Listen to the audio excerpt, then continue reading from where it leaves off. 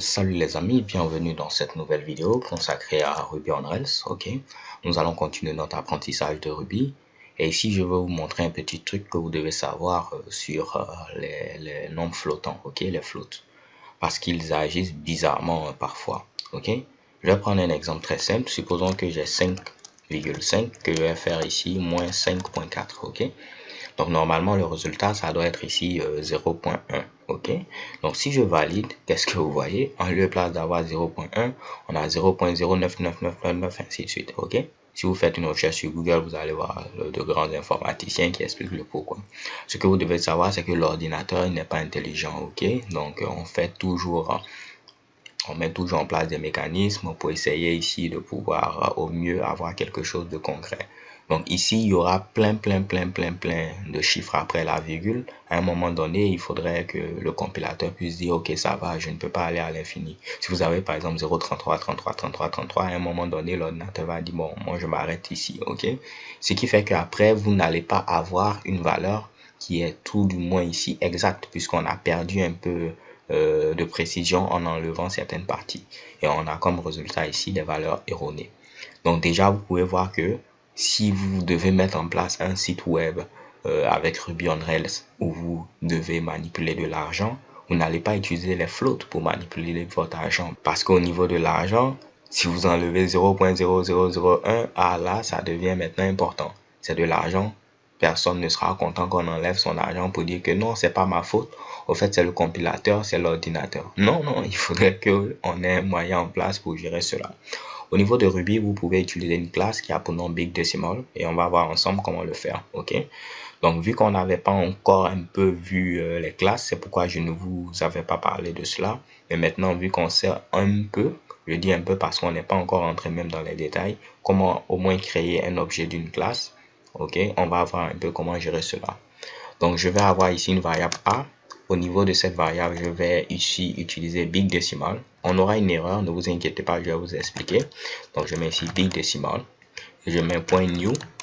Et je vais mettre à ce niveau-là 5.5. Ok. Donc, en grosso modo, pour créer un nouvel objet d'une classe, on met le nom de la classe, point new. Et ensuite, à ce niveau-là, pour Big Decimal, vous mettez votre nombre sous forme de chaîne de caractères. Par exemple, on avait notre objet maison. Ici, vous avez vu, c'était maison.new et on mettait les arguments que initialize prenait. Au niveau ici de Big Decimal, c'est tout simplement une chaîne de caractères qui va représenter à ce niveau-là votre valeur. Ok. Là, comme je vous l'ai dit, on aura une erreur. Je vais vous expliquer. On nous dit qu'on ne connaît pas ici Big Decimal.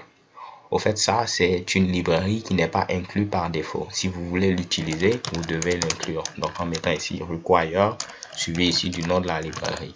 Donc, les noms des fichiers sont en minuscules ici, ce qui fait que votre librairie Big Decimal va se trouver au niveau ici de Big Decimal comme ça en minuscule.